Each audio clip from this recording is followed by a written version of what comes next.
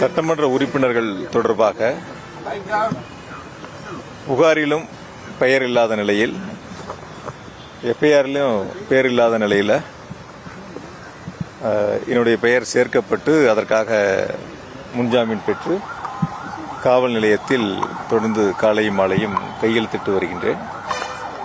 இந்த நிலையில் டிவிஎஸ்சி கூடுதலான ஒரு வழக்கு பதிவு செய்யப்பட்டு நான் தங்கியிருந்த அறையில் சோதனைகளும் பல்வேறு இடங்களில் சோதனைகளும் செய்து அந்த வழக்கை பதிவு செய்திருந்தார்கள். அந்த வழக்கின் மூலமாக சென்னை உயர்நீதிமன்றத்தில் முன்ஜாமீன் கேட்டு ஒரு வழக்கு தாக்கல் செய்திருந்தோம். அந்த வழக்கு தள்ளுபடி செய்யப்பட்ட நிலையில் உச்சநீதிமன்றத்தில் அது குறித்து வழக்கு தாக்கல் செய்வதற்காகவும் அது குறித்து எங்களுடைய மூத்த வழக்கறிஞர்கள் மற்றும் சட்ட வல்லுநருடன் கலந்து ஆலோசிப்பதற்காகவும் எனக்கு இந்த கையெழுத்திடுவதிலிருந்து குறிப்பிட்ட நாட்கள் விலக்கு அளிக்க வேண்டும் என்று ஒரு கடிதம் காவல் நிலையத்திற்கு என்னுடைய விசாரணை அதிகாரிக்கு அனுப்பி வைத்திருந்தேன். அதே கடிதம் சென்னை உயர்நீதிமன்றத்திலும் நேற்று தாக்கல் செய்யப்பட்டு எனக்கு 5 தினங்கள் விலக்கு அளிக்க வேண்டும், அதற்கான அனுமதி வழங்க வேண்டும் என்று தாக்கல் செய்திருந்தோம். நேற்றே உச்சநீதிமன்றம் அந்த வழக்கு குறித்து உரிய உத்தரவுகளை வழங்கியதன் அடிப்படையில் இன்று தொடர்ந்து காவல் நிலையத்தில் கையெழுத்திட்டு அவர்கள் கேட்கக்கூடிய கேள்விகளுக்கு முறையாக பதிலளித்து விசாரணை முறையாக சென்று கொண்டிருக்கின்றன.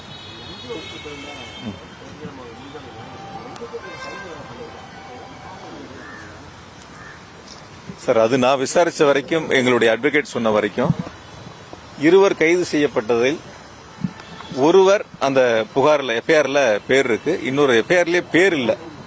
பேர் இல்லாத பொழுதும் அவர் மீதும் அவரும் கைது செய்யப்பட்டிருக்கின்றார். எனவே எல்லாருமே இந்த வழக்கில் யாரெல்லாம் பெயர் பதிவிடப்பட்டிருக்கிறதோ அவர்கள் எல்லாம் சட்டப்படி வழக்கை எதிர்கொள்வதற்கு தயாராக இருப்பாங்க. நாங்களும் அது குறித்து எங்களுடைய வழக்கறிஞரோடு பேசி இந்த வழக்குகளை முறையாக, ஏன்னா ஏற்கனவே இடி அது சம்பந்தப்பட்ட வழக்கு உச்சநீதிமன்றத்தில் நிலுவையில் இருக்கு. இடி தாக்கல் செய்யப்பட்ட அந்த அபிரவுட்ல இருந்து எடுத்து டிவிஎஸ்சி புதிய ஒரு வழக்கை பதிவு செஞ்சிருக்காங்க. அதனால இது இன்னும் கொஞ்சம் நீண்ட நாள் போகாது. என்னன்னா அது குறித்து சில கேள்விகள்லாம் இருக்கு. அது எங்களுடைய வழக்கறிஞரோடு பேசி மூத்த வழக்கறிஞரோடு ஆலோசித்து அது குறித்து அடுத்த கட்ட நிகழ்வு என்ன செய்ய போறோங்கிறத முடிவெடுக்க போறோம். தமிழக அரசு கால் புணர்ச்சியோட இந்த வழக்குகளை போட்டு தொடர்ந்து உங்க மேல போட்டுட்டே இருக்கு. அதாவது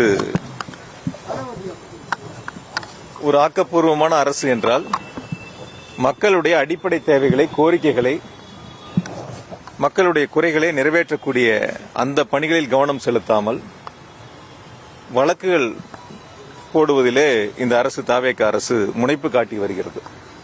நீங்க பார்த்திருப்பீங்க, நான் மட்டும் இல்லை, யார் மேலே எல்லாம் எப்படிப்பட்ட வழக்குகள் எல்லாம் தொடர்ந்து வந்து கொண்டிருக்கின்றன என்று.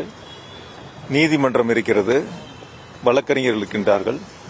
சட்டப்படி எத்தனை வழக்குகள் போட்டாலும் சரி, இல்லை இந்த வழக்குகளாக இருந்தாலும் சரி, நீதிமன்றத்தில் எதிர்கொண்டு இந்த வழக்குகள் அனைத்தும் பொய்யான வழக்குகள் என்பதை நாங்கள் நிரூபித்து காட்டுவோம்.